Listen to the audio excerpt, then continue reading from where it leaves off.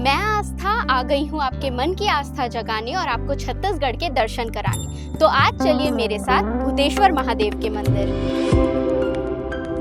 ये मंदिर छत्तीसगढ़ के गरियाबंद जिले के मरौदा गांव के पास स्थित है और यहाँ का शिवलिंग हर साल प्राकृतिक रूप से बढ़ता है, जो इसे सबसे अनोखा शिवलिंग बनाता है। साथ ही ये मंदिर शैव परंपरा का एक महत्वपूर्ण केंद्र है, जहाँ भगवान शिव की पूजा की जाती है। वहीं स्थानीय लोगों का मानना है कि शिवलिंग के पास नंदी के रंभाने की आवाज सुनाई देती थी, जिसके कारण इसे भकुर्रा महादेव कहा जाने लगा। वहीं कुछ लोगों का मानना है कि शिवलिंग पर मौजूद दरारें अर्धनारीश्वर स्वरूप का प्रतीक है। केवल इतना ही नहीं, भूतेश्वर महादेव को मथुरा का कोतवाल भी कहा जाता है, क्योंकि भगवान शिव ने मथुरा नगरी की रक्षा के लिए शत्रुघ्न को यहाँ भेजा था।